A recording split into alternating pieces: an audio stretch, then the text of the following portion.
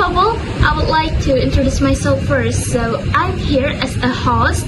My name is Rurin Aulia Rahmania. I'm from Group 6, Cross-Cultural Understanding. Here, I would like to show you about our project, which is we will do an interview with Papua tribe with our special guest. Can you please introduce yourself, Kak? Perkenalkan, nama saya Jambuna Munawir Rumain. Saya berasal dari Papua Barat. Saya tepatnya Kabupaten Fakfak. Saya di sini jurusan akuntansi angkatan 23. Oke, Kak Munir. Iya, Munir. Oke, Kak Munir. Kita bicara bahasa Indonesia aja ya, Oh iya, Kak. boleh. Jangan canggung-canggung, Kak. Ini Nggak cuma boleh. interview santai aja ya. Oke, jadi nama saya Rurin dari angkatan 25, kakak dari. Saya Munir dari angkatan 23. Oke, saya panggil Kak ya berarti. Oh, iya. Iya. Kakaknya ini dari suku Papua asli kan ya? Iya, saya dari suku Papua asli. Oke, bisa ceritain sedikit nggak, Kak, tentang Papua itu gimana gitu? Papua itu tanah yang sangat indah. Seperti kayak kamu tahu Raja Ampat? Iya, Raja Ampat. Nah, itu kan sangat indah banget kan. Nah, itu seperti surga yang jatuh ke tanah di bumi gitu. Itu destinasi terbaiknya di sana. Oh. Destinasi terbaiknya di situ. Oke, Jadi pokoknya sangat indah. Orangnya juga ramah-ramah. oke, ramah-ramah Iya. ya.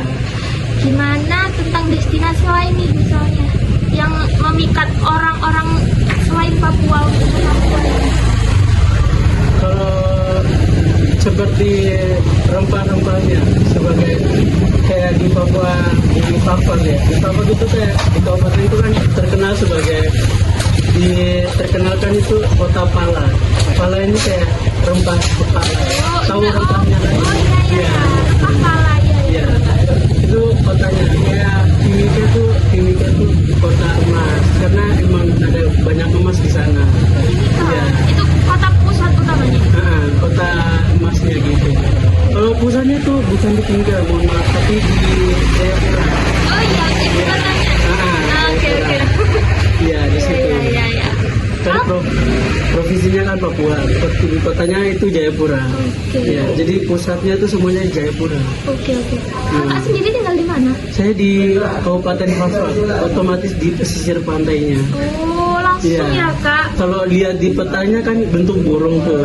Nah, kepala burung itu bagian Fakfak. Oh. Iya. Benar-benar di pucuknya Papua Iya, ya. pojoknya gitu. Oke. Jadi, bentar, ini kakaknya tergolong suku apa dong? Kalau di Fakfak itu ada suku Bahamata. Iya, itu ada suku Bahamata di situ. Suku Bahamata.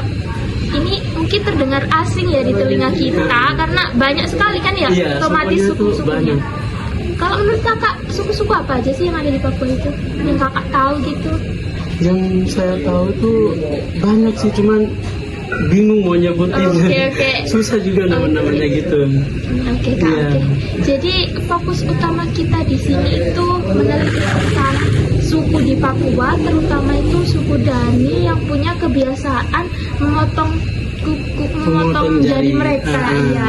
Nah, itu kan menimbulkan stereotip atau pandangan buruk atau negatif dari orang-orang yang tidak tahu maknanya gitu loh, Kak. Iya. Bisa jelasin gitu, Kak?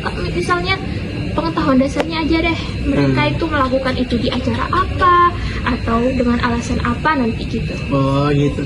Jadi kalau untuk adat di situ ya, di situ adat dari suku Dan itu memotong jari itu kayak ada sesuatu kayak orang anaknya meninggal gitu. Kerabatnya. Nah, anaknya aja, anak kandungnya gitu. Dan meninggal itu otomatis yang jadi potong jari itu mamanya gitu. Mamanya nanti potong jari. Oh, itu apakah itu harus selalu ceweknya? Harus cowok juga sih. Cowok juga. Iya. Jadi itu sebagai tradisi dari sana. Oh, tradisi. Iya. Emang udah diturun Iya, udah ditetapkan dari nenek moyang gitu. Oke. Jadi harus kayak satu orang yang meninggal harus dipotong jarinya. Dipotong maksudnya di sini apa emang di sini? Di sini aja di bagian sini. Oh, di sini ya. Iya. Iya. Ada ketentuannya nggak, Kak, kalau misalnya anak kecil itu di sininya atau misalnya orang gede itu di sininya gitu? Nggak ada sih. Oh, nggak ada. Jadi random aja gitu. Oke. Gitu. Jadi dari kalau misalnya anaknya lima-limanya semua meninggal, nah semua dipotong gitu. Iya. Gitu. Menurut kakak sendiri sebagai orang Papua ini apa tanggapan kakak dalam hal tersebut gitu kak? Kalau menurut saya itu wajar aja sih karena udah tradisinya ya kan. Kita kan nggak bisa mengubah tradisi dari suatu daerah gitu. Iya. Jadi kayak misalnya minta maaf ya di Madura gini kan kayak tradisinya kan carok ya. Iya, carok. Kan kita tidak bisa kayak menyelesaikannya tidak boleh pakai carok gitu, menyelesaikan sesuatu masalah gitu. Oh iya, jadi itu yang membuat kita misunderstanding atau kurang pemahaman gitu. Iya, gitu. Oke. Oh iya kak, kan pastinya kalau ada suatu perbedaan, yang namanya perbedaan itu kan nanti yang muncul antara dua pihak ini pasti bakal muncul yang namanya negative thinking first, atau pertamanya itu pasti negatif duluan gitu loh. Kakak tahu nggak nih apa negatifnya orang-orang dari tradisi tersebut? Yang pastinya sih dari kedengarannya aja ya, Iya, tradisinya aja kan kedengarannya kayak sadis banget gitu Iya. kan. Jadi dari pandangan kita aja mikirnya pasti mereka mikirnya sangat sadis banget itu. Iya. Kan sampai potong-potong jari gitu kan. Iya, sangat sadis. Tapi kan balik lagi ke tradisi. Tradisi kan tidak boleh mau diubah semena-mena gitu kan. Harus ada tradisi masing-masing gitu. Jadi seperti itu ya guys, tidak semua tradisi itu bermakna negatif seperti apa yang distereotipkan oleh orang-orang begitu ya kan. Jadi tugas kita itu meskipun banyak sekali misunderstanding di luar sana yang bisa menginfluence kita atau mempengaruhi kita, tugas kita itu cuma satu, yaitu mentoleransi semua perbedaan yang ada, karena opini itu selalu benar. Kita bisa notabenkan bahwa setiap orang itu memang punya pendapat, tapi kita jangan menghindari fakta yang ada gitu loh. Oh ya kak, punya satu pertanyaan terakhir. Apa sih?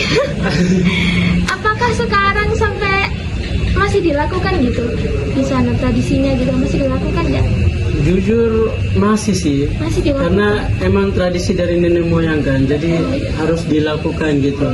Masih dilakukan. Iya, ya, kan berarti? ada kepercayaan masing-masing daerah kayak nanti kalau nggak dilakuin nanti kayak ada datangnya bencana gitu. Oh iya. Di sana itu masih percaya juga dengan hal-hal mistis. Gitu. Iya. Boleh cerita nggak kak tentang dari suku kakak sendiri gitu? Oh, suku kakak sendiri. Iya. Apapun misalnya negatif stereotypes yang ada di suku kakak gitu. Kalau tentang pernikahan boleh kan? Boleh kak, boleh. Jadi di sukuku sendiri kan, Iya. itu Suku apa tadi kak? Bahamata.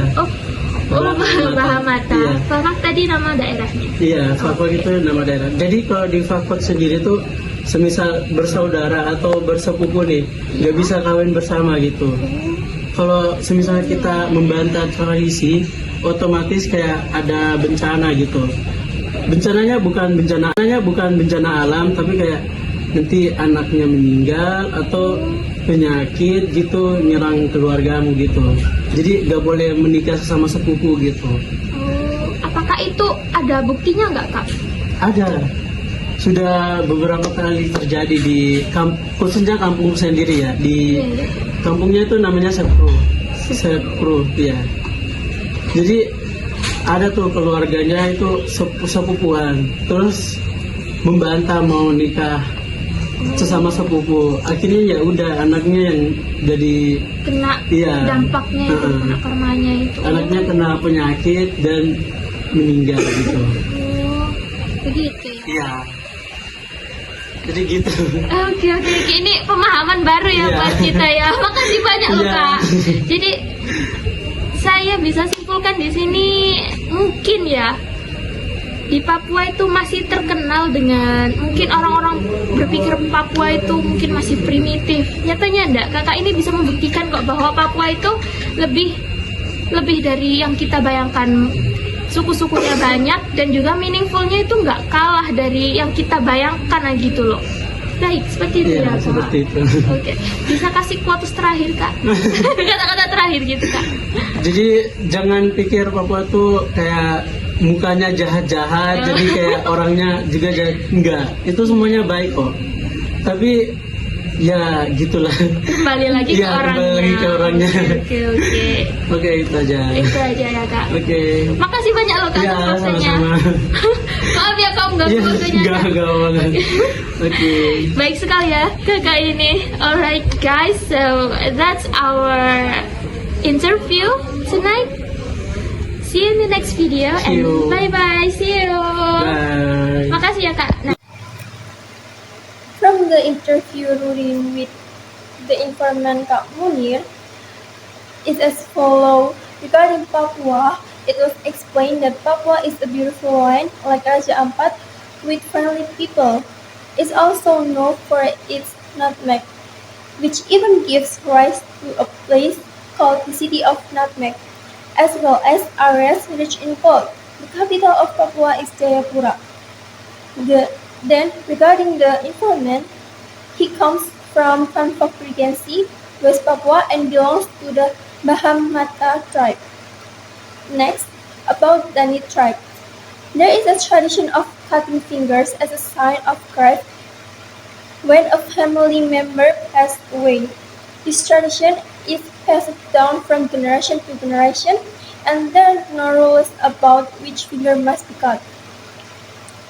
According to the informant, this tradition is considered normal because it has long been established custom that cannot be easily changed. However, he also stated that from a negative perspective, the tradition may seem brutal, but even so, it cannot simply be altered. Another point explained is this tradition is still practiced because it is believed to bring misfortune. It violated and the community still strongly holds mystical beliefs. Finally, in the Baham Mata tribe, there is a taboo against marrying cousin because it is believed to bring misfortune such as the death of child or illness within the family. In conclusion, not all Papuan people are primitive. We should also have tolerance toward the tradition that exists in each region, because not all traditions carry negative meanings as they are often stereotyped by others. Thank you. Wassalamualaikum warahmatullahi wabarakatuh.